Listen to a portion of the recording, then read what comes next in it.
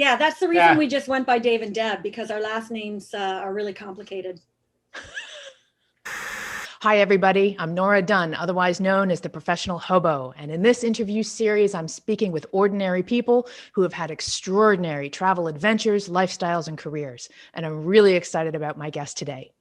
Dave and Deb are the owners and founders of the Planet D.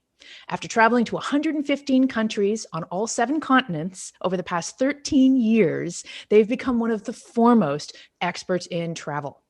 And they're recognized everywhere. They are top travel bloggers and influencers, recognized by Forbes magazine, the Society of American Travel Writers, USA Today, and many, many more. So I'm really excited to have these leaders in the field and personal friends and colleagues, Dave and Deb, who are also fellow Canadians.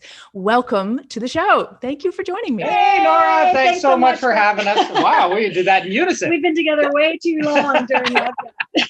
That's so cute. You guys are great. No, you are Dave and Deb. I mean, anyone who I think is in the travel industry or who even follows travel blogs, they all know the household name of Dave and Deb.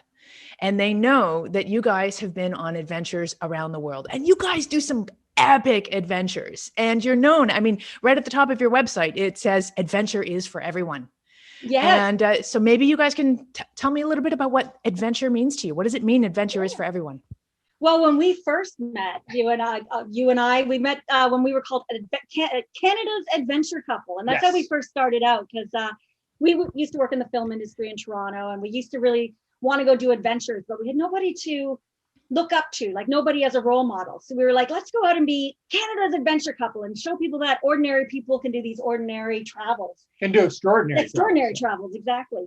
But as we evolved, we started realizing that adventure is really different for everyone. Like, you don't have to go and climb to the top of mountains or cycle continents to have an adventure. It can be something very simple about just going to a market for the first time in India or Marrakech, or getting lost in the souks or something like that. So we started evolving over the years, and became like our motto became adventure is for everyone. And that was Dave that came up with. Yeah, because I think, well, our travels, like Deb said, we started out, the whole idea was we wanted to start out doing these epic adventures. And that was what we were going to base our whole brand around. But as we got out there traveling and doing different things and talking to people, and just, we realized that, for lack of a better term, life is an adventure, and adventure is different for every single person. So people looked at things differently than we did, and they thought that was, that's as far as they could go, and they would call that an adventure. So when we came up with adventures for everyone, we wanted not only to be all inclusive from the sense that it doesn't matter what you do, it's what you consider an adventure that is an adventure to you. So that's sort of the history behind adventure is for everyone. And as we continue to travel, we're out there trying every kind of adventure, whether it be adventures in, food, extreme adventures, winter adventures, summer, you name it, so it didn't put us in a box. It allowed us to actually expand our horizons and our travel moniker, if you will. Well, one of the great things about travel, and I know I'm preaching to the choir on this one, but one of the great things about travel is that it often pushes us beyond our comfort zones, pushes us out of our comfort zones. It pushes our boundaries. And I think that unto itself can be a definition of adventure. Yeah, exactly. I think back to our very first trip way back in 2000. We went to Thailand for the first time for 5 weeks. It was an extended travel. And I remember just walking in the jungle for the first time and seeing wild monkeys and trees. And it was the biggest adventure of my life. And all I was doing was walking from, it was in Raleigh. It's very popular now, Raleigh to Ao Nang Beach. And there was this path that went through the jungle. And I'm like, oh my God, it's caves, it's monkeys. I'm in the jungle. And that is an adventure. Like, now I look back and I go, that's like, for me now, it's not like we've done a lot more since then. We've done jungle treks all over the world, but like, that is exactly what it was. That was stepping out of my comfort zone. Before that, we'd only done an all-inclusive vacation to the Dominican Republic and Mexico. So this was incredible. And that completely changed my life. And that's how I look at adventure travel. Doing something different can change your life and give a whole new outlook about the world. And pushing yourself out of your comfort zone is really, really important. We learned that early on. Not only did it help us sort of in our relationship, because that's a whole other aspect of that 5-week trip to Thailand, about how it helped us as in a relationship get out of our funk. But we really became sort of addicted to pushing ourselves out of our comfort zone, not to the point where we were absolutely petrified, but to the point where it excited us and we wanted a little bit more than that. So that adrenaline, when we first experienced it when we were traveling, and then we just applied it to what we were doing at home and found that basically adventure just was weaved into everything that we did, whether we were at home or on the road. Talking about how it strengthened your relationship as a couple, I think is excellent, because of course, when you are traveling together, you're having these new experiences together. You're also together 24/7. I've really enjoyed following your site over the years because, there's been a couple of times when I've been able to read between the lines to know that you guys have either been in challenging places or having challenging times. I remember somewhere around, I don't remember, I think you were in India and you started writing an article about how difficult travel is for couples. And I thought, oh, they're having a tough time right now. Yeah. India was one of the biggest challenges for us. It was when we first started our blog as a business, and then we were trying to juggle the blogging and the adventure travel and just trying to make our money last. So that was a really interesting time. We weren't really doing a lot of adventures in India. It's not like we went and climbed into the Himalayas or anything, but that whole 3 months we were traveling through the country was an amazing adventure that did take us out of our comfort zone. And I don't even think we did one trek. So there you go. No, you know what? By most accounts, India is one of those places you don't need to be doing anything that would, be considered adventure travel for India to be an adventure. It's one of those places that is confronting for every traveler, regardless of the amount of experience we have. In many cases, because it's almost got this magical ability to confront us where we are in that moment. So for me, when I was in India, I was in a really not good place in my life, and I was really forced to reconcile myself when I was there. So, and it is really interesting how the destinations we experience are very much a function of where we're at. And you guys were building a business, and I want to talk to you about your top 5 adventures. But since we're on the topic, I also want to talk to you. I want to ask you what it was like to build a leading world-known travel blog while traveling the world. And I think at the time you were traveling full time. Yeah, we were traveling full time. So when we made, actually not even made the decision, we wanted it to be a business, but we didn't really have much of an idea of how to do it. This was 2009. 2009. So just to give people an idea, there weren't any how-tos out there. No, definitely not. Otherwise known as the pioneer days. Yes. Yeah, and it was kind of like the Wild West and figuring out what to do and how to make money and how to make this a business, and then just sort of putting on the extra layer of being location independent and constantly moving. And basically, at the point we were just pushing out content every day. So we were writing a blog post every day, and we did that for several years. The social media wasn't as big then. So your blog post was basically your daily diary. So we were pushing it out every day, letting people know what we were doing. We weren't sure if anyone was even following us. We weren't paying attention to our Google Analytics then or anything like that. So we were just trying to also figure out whose role was whose. We both started off doing photography. We both started off writing. We both started off doing video. And then we started looking at our blog, and I was looking at Dave's photos, and I was like, this is ridiculous that I'm even trying to take photos when we're taking photos of the same thing. And mine looks like this, and Dave looks like, what? So, I was like, that's it. You're the photographer, and you did. Same with writing. I can't, I noticed that she is so great at putting together a story and being able to craft it, not only really descriptive and really bring you into the moment, but you could do it quite quickly. Whereas me, it would take me if you're doing a blog post a day, I'm out the window. I'm like blog post every 3 weeks. So that's how long it takes me, so we did realize what each other's strengths were. And I think the benefit of having 2 people do it at that time was a huge advantage in that we could split duties. And I think that allowed us to grow a little bit faster than maybe someone that was, running the blog by themselves, because like you, I mean, like most people, hard. We always said, I don't know how people do it. I would say that 80 to 90% of the people were individual solo travelers, writing blogs. There weren't very many couple blogs out there doing it. So we were fortunate enough to be able to split that up and look at it as a business from the standpoint of basically think of any reason or any way we can to try and make some money so that we could further our travels. Because that was the goal then. The goal really wasn't to become a media empire, or like grow like a super successful there was no business. It was more about just we wanted to stay on the road and continue traveling. Yeah. Right out the gate, you did view it as a business. And back in 2009, there were many people who were travel blogging who actually saw their blogs as a business. For most of us, they were just glorified online journals. Right. And you guys really took a strategic approach to it straight from the start. So I recognize that, the reason we met is because you were about to embark on the Tour de Freak, which we'll talk about later. Yeah. And you had actually approached me to advertise on my site. Yes. I was like, first of all, I was like, someone wants to advertise on my site? Cool. And then the second thing was, wow, they're really, they're going for it, because I'd never heard of anybody doing such a thing before. So it was innovative of you to do that and to take it seriously as a business, and obviously paid off very well. I do remember also you guys made lots of television appearances, especially in the beginning. We did do a lot of TV appearances. Like the sort of the goal at the beginning, especially when we did the Tour d'Afrique, was, we wanted to get a TV show. That was the first incarnation of what the Planet D was and what we wanted to do with it. Yeah, so we hired a publicist. So, we got out there with a lot of publicity and that kind of stuff. It was super expensive to hire a publicist. But I will say in the long run, and looking back, it was a very smart decision in that time, and that it really allowed us to get our name out there and our faces out there so that we could build the brand that we were moving towards. Yeah, and it built credibility quickly because we were new travel bloggers, but right away we could say as seen on CTV, as seen on CBC.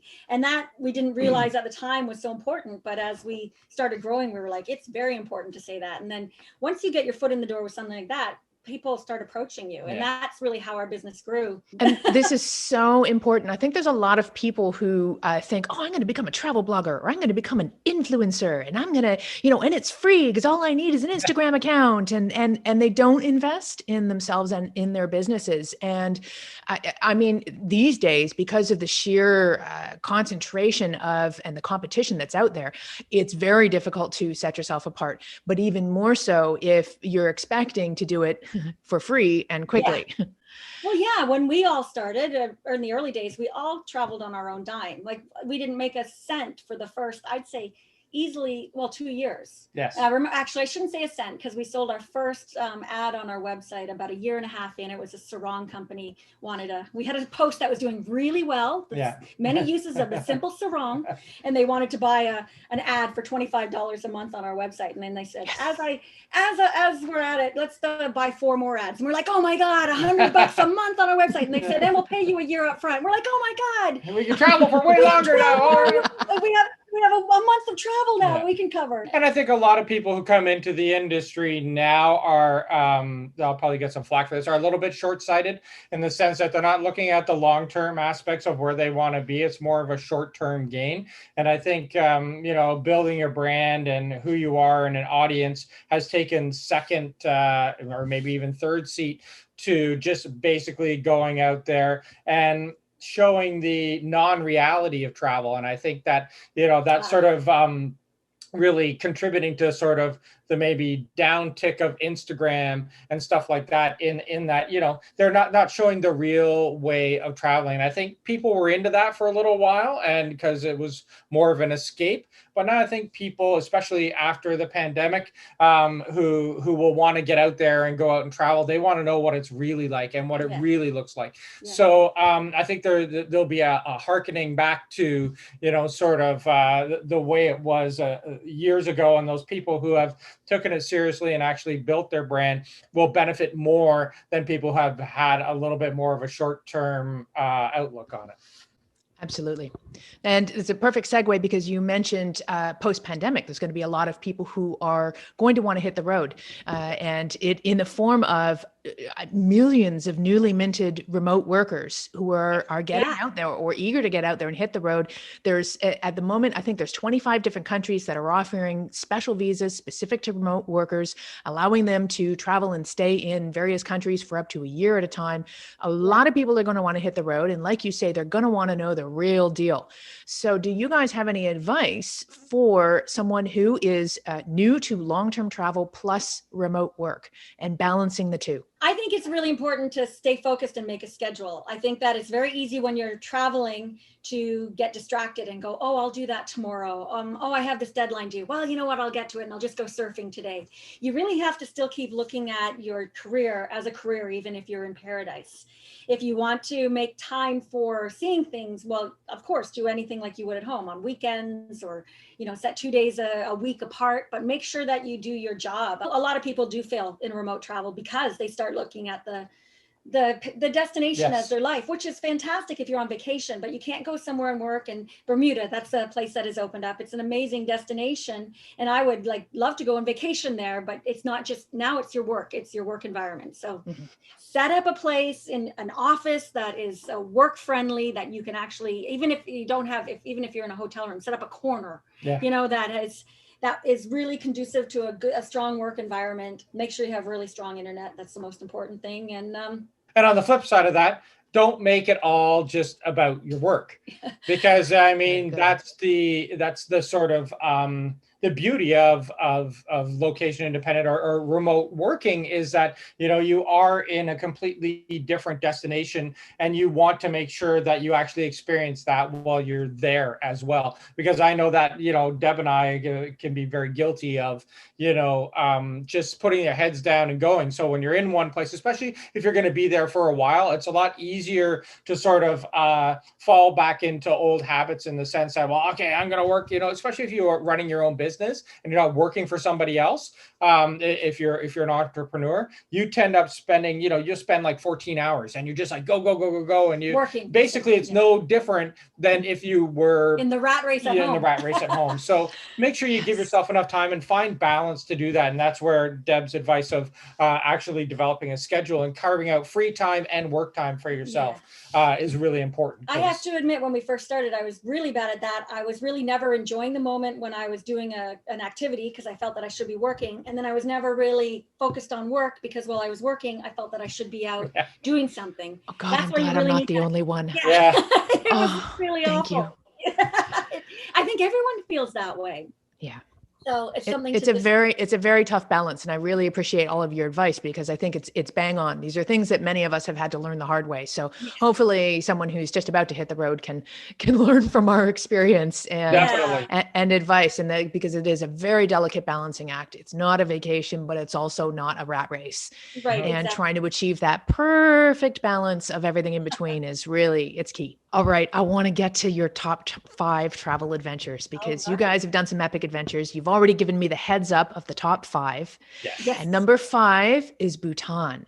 And Bhutan, for anyone who doesn't know, is a small kingdom in high up in the Himalayas.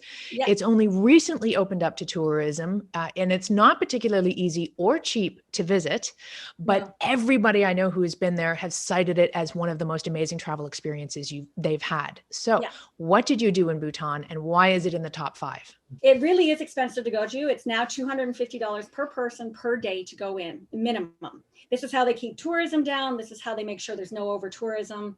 But at the same time, that $250 does cover your guide, your transportation, your tour, all your food, all your drinks. Well, not drinks, all of your water and things like that. So $250 a day really isn't as bad as you think. It sounds very expensive and you're like, whoa, that's crazy. But it is for a tour. They make sure you organize a tour and organize a guide.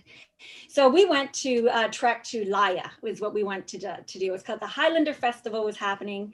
The king of Bhutan, he grew up in this one little village in Laya.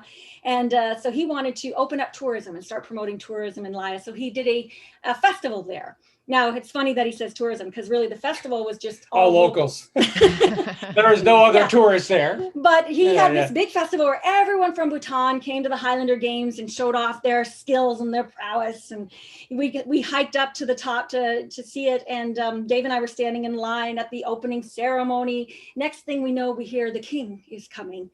And we're like, what? The king of Bhutan is coming? And they're like, yeah, he's going to be walking through. And anyway, we happened to be at the right place at the right time after 2 days of trekking looking like crap.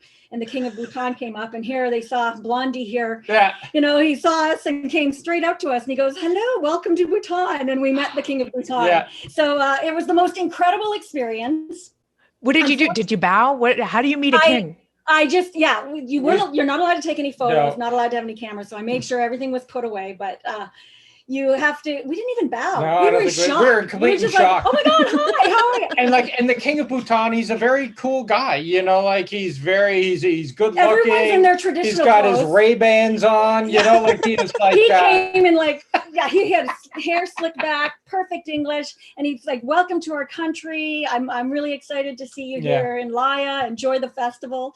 And we were just like, I can't even remember what I said, but I just kept talking because I was like, I have to keep talking. I'm talking royalty. That was pretty amazing. So that was definitely a highlight, because even that festival, you know, like it's up in high elevation. I think we were at like 4,100 meters. So the air is quite thin, and these guys are up there. They're wrestling. They're doing these running exercises. It was unbelievable what they were doing. Yeah. And just to sort of really, to me, the big attraction of Bhutan in unto itself is the people, because and people tend to say that about a lot of different destinations, because people are obviously a big part of the travel experience. But I don't think I have been to a place where people are they're as accepting, as happy, as all round just excited to see you, be there and be alive than as I have when I met the people of Bhutan. And I think that's one of the reasons why it sort of has a special, really special place in my heart, in that, you know, I really made a good connection with the people there. And there's a reason they're so happy and friendly, is Bhutan is considered one of the happiest countries in the world. And the government has actually made a thing called the Happiness Index, where they've measured how happy the people are in Bhutan. And we had our guide explain it to us. It's about, they have healthcare, they have education, they have freedom, they have this beautiful setting. So it really is about being happy and content with their lives. And you really get that sense from them. I've kept in touch with our guides ever since, even throughout the pandemic. I've been asking how things are going in Bhutan, and they just look at everything with this positivity, you know, as in North America, we're all getting depressed that we have to hang out and watch Netflix. You see them posting like wonderful things on Facebook about life and about spirituality. Yeah, and you can't go to Bhutan and not go to a place called the Tiger's Nest Monastery. Yeah, it's very popular. It's sort of probably the most iconic image when it comes to Bhutan. It's a 2.5 hour hike up to the monastery. Pretty, you know, it's not steep hike, it's not brutal, but it is, after, you know, it's steep enough that you're pretty exhausted by the time you get up there. But it's this monastery that's perched on the side of a mountain, and just the actual the setting of it all is absolutely mind-blowing. I wouldn't say I have seen something that is like a building like that in that kind of setting anywhere else in the world. Yeah. And you're not inundated with tourists. So that's the other big benefit of it, is that, you know, if you go to some place like, say, Thailand, you know, and you're in Bangkok and you go to the Grand Palace, you know, like there's throngs and throngs of people, whereas you can go in Thimphu to the palace and it's, you know, it's empty. Relatively empty. You know, you don't see, other than with locals, exactly. But you're not fighting those crowds of people that you see in other destinations. I think that's a big appeal of Bhutan. Yeah.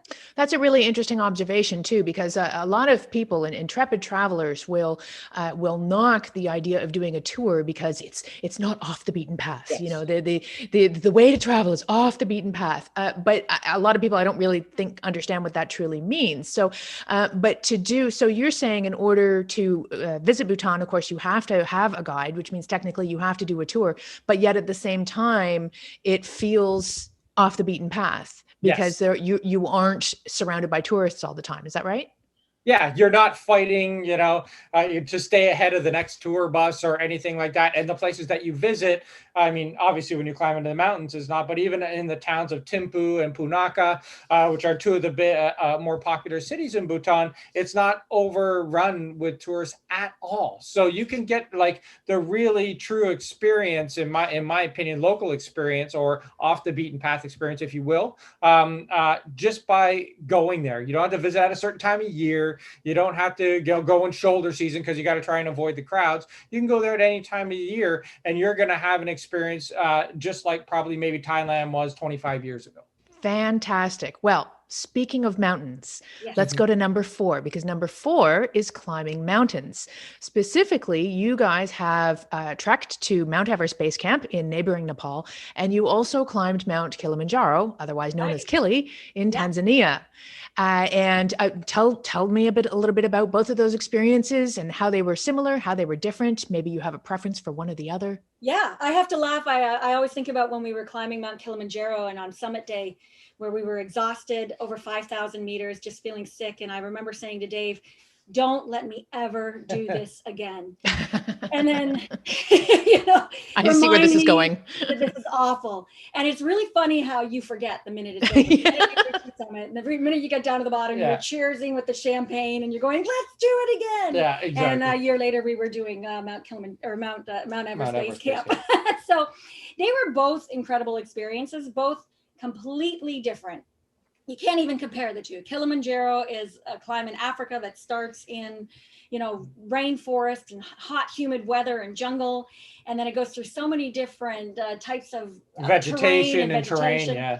And then, and it's, an up and down. And whereas Mount Everest Base Camp, you're up above 4,000 meters for sustained.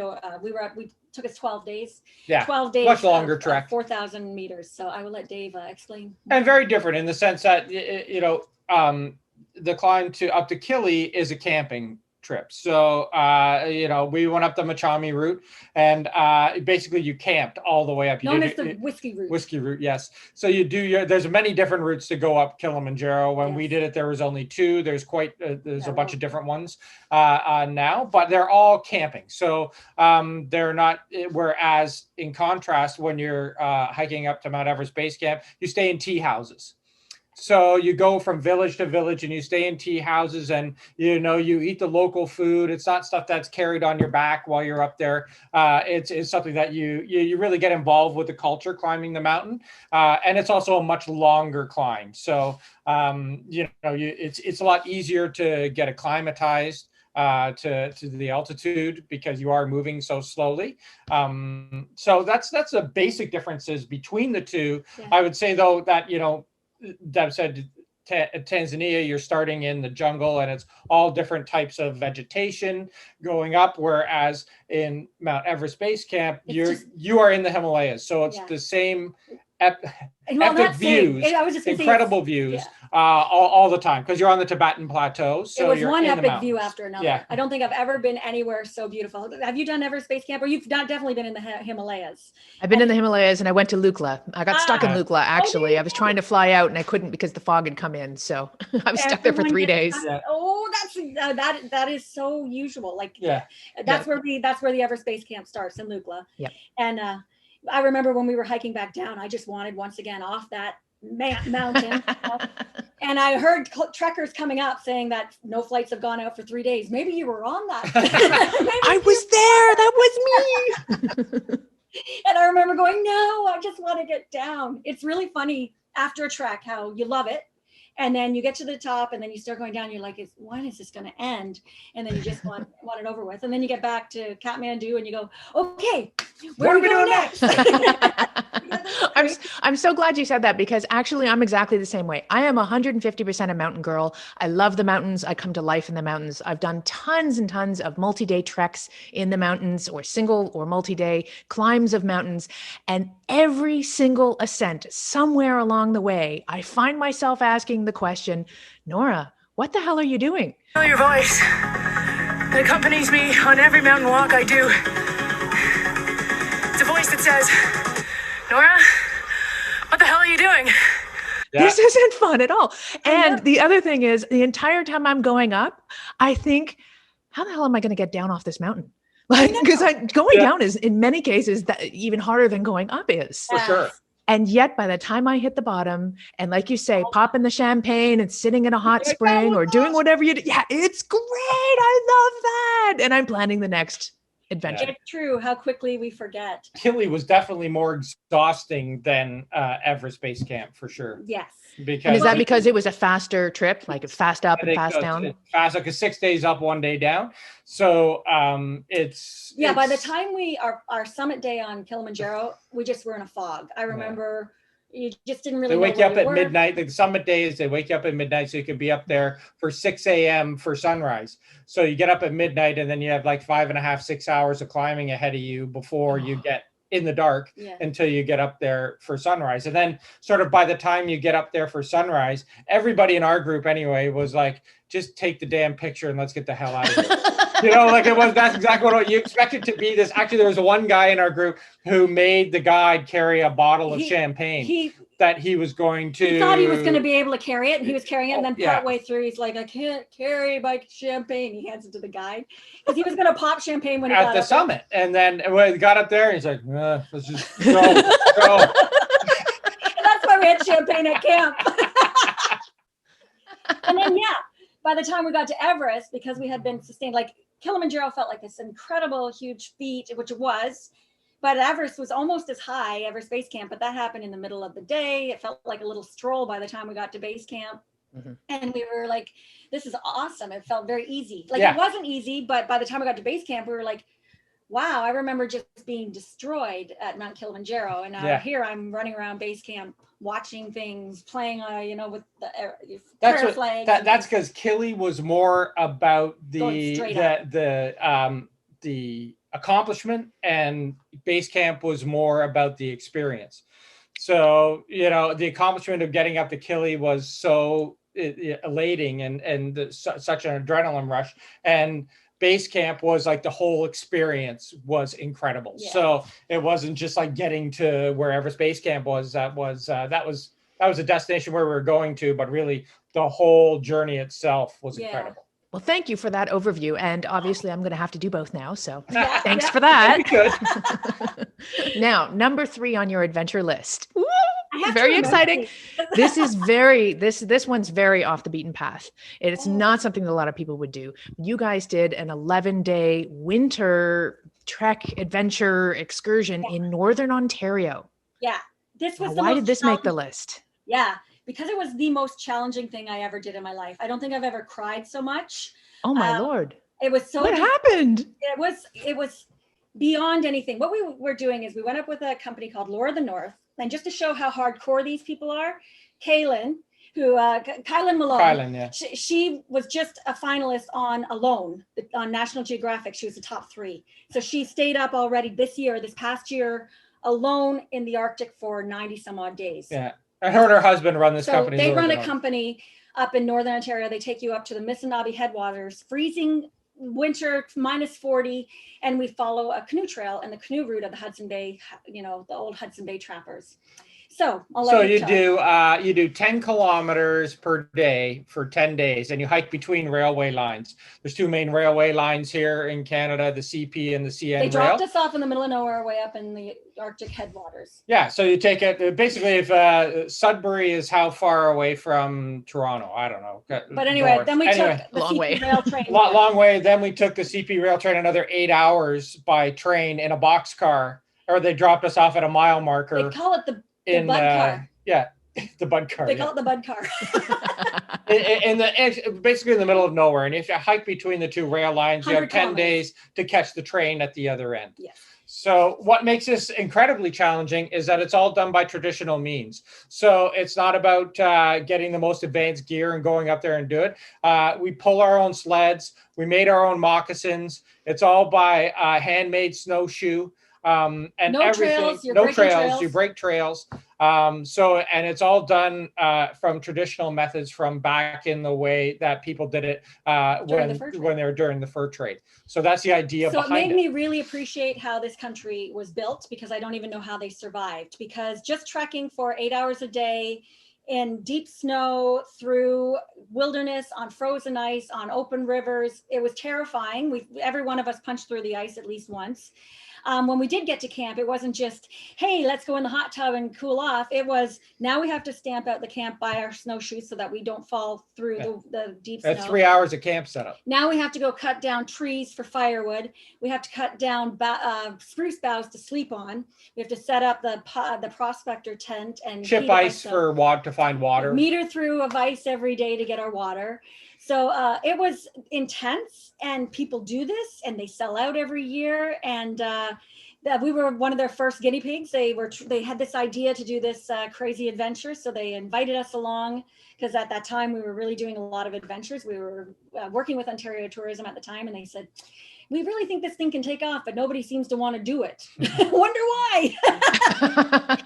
Wow, that sounds absolutely grueling. It was grueling. It was the epitome of pushing yourself so far out of your comfort zone. But doing it with a guide and with people who know what's going on, obviously there's that sense of security. I remember Kylan and Dave. I was terrified because the ice, you could hear it breaking. We're sleeping on lakes, and we're rushing water. And I remember we had to stop like for an hour one day so that our guide, Dave, he's the owner of the company, had to calm me down to explain to me how we're not going to die falling through the ice. Yeah. Oh, wow. We're chipping through going, Deb, it's okay. It can crack and we'll be okay. See how thick it is. Yeah. And it was terrifying. But at the end of it, it was one of those, like, we had done a lot of adventures by now. So it was one of those things where it's like, after I accomplished that, I felt like I could do anything in my life. I was like, if I survive this, I can do anything. And it really was the most incredible thing. And like, it made me really appreciate, first of all, how Canada was founded. Yeah. And appreciate what these great adventurers do. Yeah. Like, it was, I think what made it the most difficult, it was the extreme of everything. So it's the extreme physical exertion that you have to do every day. You're dealing with the extreme cold. It's down to -40 at night. And you don't have, and you're camping, you're sleeping and outside. you're camping, and there's no escape. You can't go anywhere to escape the cold. I remember people asking me when we were done, how did you even finish it? And I just said, I had no choice. You had to. If I didn't, I had to call in the army through our satellite. And that would have just been so ridiculous. So like there were times when no one was around and I'm just alone with Dave and they're up ahead breaking trail or something, and I just stopped and I'm just crying. I'm like, I can't do it.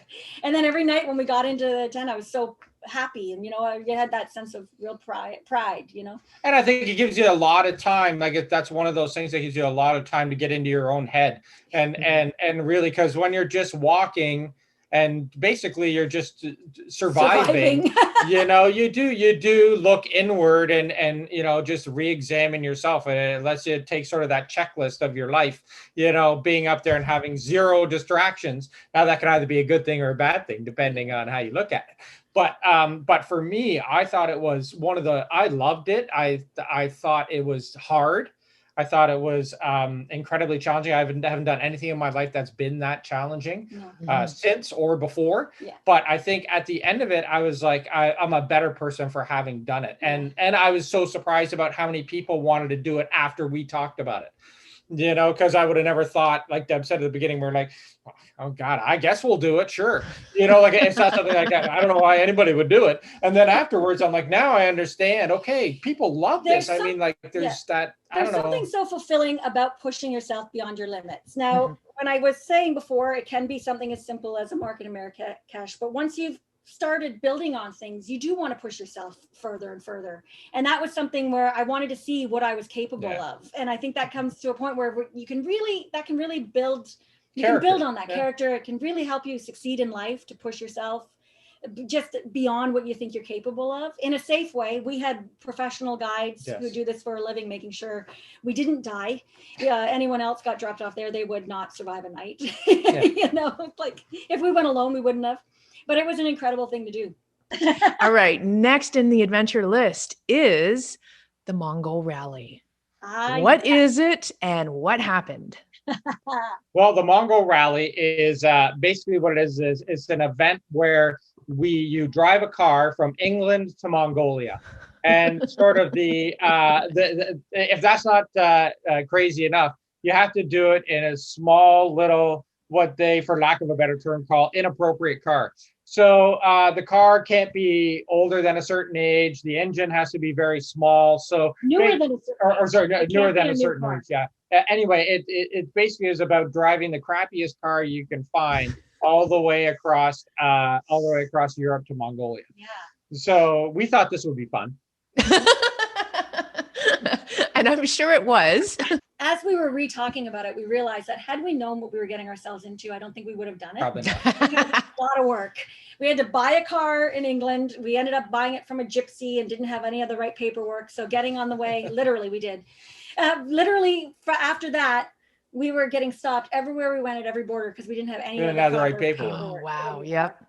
And it was many hours at borders. We were 24 hours in the Ukraine fighting with Natasha, the border guard. I'll never forget her. I love how you were on a first name basis. Moldova to Ukraine. Yeah. Moldova to Ukraine. Dave was going on a sidecar back and forth into Moldova to try and talk to the border authorities. It was insane. And we ended up not paying. Like the biggest challenge of this was, first of all, getting the car. Only about 60% of the people make it because the cars are so crappy. Second of all is you really have to, you end up spending a lot of money in bribes, but we ended up only paying bribes once because we talked our way out of every bribe very well. I have to say. You were very good at that. Yeah. I would say. Actually, I can see that's a badge of pride there. Yeah, it was definitely. really good. And I think what makes this such a cool adventure is that, you know, it's I wouldn't call it an organized event. It is structured by the adventurous who do a bunch of different of these crazy things all around the world. But basically, you start off in England, where everybody gets together and they all start at the same spot, which is at Goodwood Stadium. And Goodwood Stadium is very famous in England for the Festival of Speed. So we had the Festival of Slow. We left on the festival. So everybody gets one lap around the track, driving really slow, and then you head out. And it's not a race. It's just about getting to the end. And everybody takes their own route. Yeah. So you plan your own route. There's no designated route to go. So you can go through whatever countries you want, and anything like that. But the goal is to get to Ulaanbaatar in Mongolia. So anytime. And how long do you have? You want to get there in 6 weeks is when they have the big party. Yes. And that was a really fun time. We made it in time about 2 days before the party, maybe only one. I can't remember. But some people don't have a lot of time and can only get a couple of weeks off work. And there's people who just end up in England. They took 2 weeks to get there. They just drove straight through Russia. They went one country and then straight through. And if you can only get 2 weeks off or something like that, so that's the great thing. You can do that. So we did it in 6 weeks. And we went through about 15 countries. We had many a flat tire. We broke a shock. We broke our gear shift. We broke so many things, everything. There were many times. There was one time we were just sitting in the Gobi Desert, stranded. And there's roads that just go off like fingers, just in all directions. And we were just sitting there broken down and couldn't move and just were praying that a truck would come by. Yeah. And luckily some guys that we still keep in touch with, another Mongol Rally people who we weren't, traveling with at the time, they were on a road far away and we saw them in the distance and I guess they saw us and turned and came and gave us some chicken wire and gave us a spare tire or something. I can't remember even what it was. And then we ended up going through them. Yeah. A little bit of Siberia with them. They're Irish and they were a lot of fun. They were a lot of fun, definitely. And I was also a social experiment, I would say, in that it was Deb and I and Sherry and another gentleman named Rick. And basically we had all never traveled together. And we're all in one car, 4 people, one car, 6 weeks. And you don't really, it's not like you're traveling with friends or family. So it's a double-edged sword. I don't know, it could go both ways as to whether or not that would be a good thing. Exactly. Yes, it could. And we're just camping, same thing. We just had our camping gear. We just pull over on the side of the road and it was incredible in Mongolia because you pull over on the side of the road, you think no one was around. Next thing you know, people are coming up on their horses and giving you the fermented mare's milk and the cheese. Fermented cheese. And you sit and have a little meal around the campfire. You can't speak to each other, but you have an amazing evening and you're just like, it was incredible. Again, another great way to experience a destination that most people would never experience it that way especially going through countries like Kazakhstan and Mongolia, in the sense that nobody's driving these border roads. Well, roads for that's not really what they are. They're more like dirt paths, so that's an experience that is completely different than you'll have in any other way that you would experience, say, Kazakhstan or Mongolia. It is a charity rally. So we raised money for a cause for the Christina Noble Foundation, who helps children in Mongolia. And then you auction off your car at the end of it.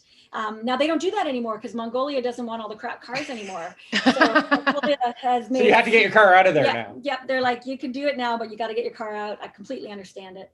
But our car actually sold really well. The minute we crossed into Mongolia, we had people asking to buy our car because they have either Range Rovers or they have horses. I was going to say that as a joke, but no, you're serious. That's it. Exactly. Literally. So people wanted, like, we crossed the border and everyone was like, I'll buy your car. And we couldn't because we had like the paperwork for it to auction it off. Auction it off for charity. But it did well. So we were really happy about that too. So it's an awesome experience that you get to do. You get to experience all these different countries and different cultures, and you get to raise money for a good cause. So we thought that sounded like a great idea. Yeah, it's a win for everybody. Do it again in 2022 and call that our leap year anniversary since 20. Oh well, if you need an extra passenger, just right over here. I'm not handy with cars, though. That this must be said. Neither were we. Oh, neither were we. We have some great video and photos on the blog of us just staring at the car, and then locals coming up on their horses staring at the car. Trying to figure out what's wrong with it. It was hilarious. It was, yeah. And then you kind of flag a transport down, and hopefully that he'll be able to help you out. Wow, awesome. All right, we're going to wrap this one up with adventure number 1, which also, I believe, was your first real big adventure on the road. Yep. And it was the impetus for how we met. You actually published a post on my site, or wrote a post for my site, called A Week in the Life of Dave and Deb on the Tour d'Afrique.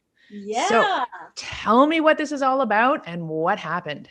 Well, first I'll say what the Tour d'Afrique is. So basically, it is, or was, the world's longest cycling race. They don't do it as a cycling race anymore. It's an expedition. So everything we did was nuts, too nuts that they finally are like, they're like, no, we're not doing that anymore. So it's the world's longest cycling race. So you cycle 12,000 kilometers from Cairo, Egypt to Cape Town, South Africa on bicycles. You go through 9 different countries and you do it all on a bicycle. So, basically, and we were racing. So you're not sort of taking your time, you're being timed. It's a stage race like the Tour de France. So your time is accumulated all at the end to see who wins. And there's 2 goals. There's one to win, obviously, and the other to get what is called EFI, which is you cycled every fabulous, or whatever F word you want to put in there, inch. At the end of the race, something else. It's kind of like coming down the mountain. Yeah. Get me out there. So it is, and that means you never take a day off of cycling from sickness or anything else. So you cycle every single day. And Dave was at it. And I did get EFI. I think only about maybe out of all the people that were there, not very many, handful. Like maybe like 2% of the people who got EFI, or maybe 1%. It was like less than 10. Wasn't very many. We didn't have any cycling experience. We had to go by bikes. We signed up for cycling Soul Cycle or whatever in Toronto. I can't remember what it was called at the time. Spinning classes in January. So we could do it in the winter. We were getting up at 6 a.m. to go to spinning, and we're like, what did we do? And then we spent a lot of money. We buying bikes, entering the race, buying our tickets. All the time off we just spent cycling, going up north, find long rides. Yeah. So we went all in, and it was the best decision we ever made. It changed our life. That's what kicked off the Planet D. And we never looked back, but it's funny. I'll never forget the first day, because the first day it's 160K the first day of riding. And everyone said this was the easiest day. Like, it's an easy day. It's tailwind, so we haven't ridden 160 kilometers in our whole training. That doesn't sound easy at all. We didn't even break 100 kilometers. Like it's kind of like, how you're like, I'm going to study really hard for this test, but you binge watch, or you instead you just do it the night before. Well, that was the whole year. We were like, we're going to do 100. We never got there. We never got there. So until day 1. Oh my! And I remember, we didn't know anybody. It's not like we were friends with anyone. No. So we're on the race, and Dave was like way long gone the first half of the day, and then I caught him at lunch, and he's sitting there just defeated. So we cycled in the rest of the day together. I totally bonked like halfway. We made it in just before sunset. I'm talking just before sunset. And we got into camp. We're like the last ones in, and we see everybody just with their tents up and they're eating their soup and drinking their coffee. And we're like, oh my God, we suck. This went on for 2 weeks. And I was just feeling defeated because I kept coming into camp every day. And I was like, we suck. We're the worst. I'm in every day. But because we didn't get to know anybody, it wasn't until 2 weeks in, we started learning that everyone just gave up and started taking the trucks. So every time we got into camp, next is a supported race. They gave up. People on the first day, they lost 30% of the people didn't even bother trying for EFI, and like nobody started. Everyone stopped racing. So we didn't even know this. So we just kept feeling awful every day, like coming in last. Meanwhile, you were in the small percentage of people who were actually doing EFI. We're actually cycling. Wow. Most people would cycle half the day and then at lunch take the truck the rest of the way. Yeah. Wow. And they were really the smart ones, really, when you look at it. Once again, Deb crying. What am I doing with my life? Yeah, there's a lot of tears. But finally, we got to know as we got a little stronger, we get into camp a little earlier and start asking people, like, how are you doing it so fast? They're like, I took the truck. What's wrong? What's wrong with you? Oh! Well, we couldn't do that because we were racing anyway, because you get a 12-hour penalty if you take the truck. So. Right. But what an adventure. I mean, like the landscapes that we went through, I mean, cycling through the desert in Sudan and cycling through Sudan, no roads, just sand, was just grueling, brutal. But the people that we met in Sudan were the most friendliest people we met in Africa. They're just like inviting you into your home, just whatever they can do to just talk to you, even though you couldn't speak the language. It was really, really incredible. Yeah. But such a diverse landscape, from cycling through sand to climbing the mountains in Ethiopia. And, we did stop in the middle of that to go climb Kilimanjaro, which was what we talked about before. So while we were cycling Africa, we did stop and climb Kili in between. That's as well. Because cycling wasn't enough of a challenge. So we might as well throw in climbing the biggest summit on that continent. But it really did kick off our whole Canada's Adventure Couple, because that was what we started out with. That was the moniker we started out with. And what the whole idea behind it was that we wanted to do like one epic adventure a year, because it was going to be a TV show. So that was our plan. One epic adventure a year, and everybody can follow it. And just showing that, ordinary people can do extraordinary things. You don't have to be an uber athlete or super rich in order to have an adventure. And that's still what we preach to this day, is that you don't have to be someone who's super fit. Look at us, in order to go out there and put yourself out of your comfort zone and have a great adventure. And really that was the catalyst for building our whole brand, was the Tour d'Afrique. So we certainly pushed ourselves out of our comfort zone. And to top it all off, we did accomplish our goals, which was really important to us, in that I wanted to get EFI, which I did, and Deb won the women's race. So she won the women's race of the world's longest cycling race for that year. So we definitely were very excited. You guys had never done any kind of long distance cycling beforehand. Yeah. It's all fascinating. Mind over matter. It's just mind over matter. We just pushed our way through. Most likely, if I knew everyone else gave up the first couple of weeks, I might have too. I might have been. Because we had a goal, and I think that's a testament to the human psyche, in that if you're in a situation that basically you have to push yourself through, and you're super motivated and you have a goal at the end, that you really can accomplish so many different things and accomplish anything, that if you do put your mind to it. And we're a walking example of that, in that we weren't cyclists, but we did the world's longest cycling race and won it. We did all those days up in Northern Ontario, pushing yourself beyond. Well, I think that has been our passion. Our passion has really been about travel and adventure travel, and pushing ourselves out of our comfort zone in order to grow as people and as a couple. And we've been fortunate to be able to do all this stuff and be able to succeed at doing. But I think the reason for that is that we do have such a passion for it. So it's not something that we'll end up giving up with. It's something that we love doing. So we'll just continue till we get to the goal that we've set for ourselves, and in business and in life. So I think that's, travel's really made us into those people. That is amazing. And certainly you two are nothing if not driven and enthusiastic. You both exemplify this.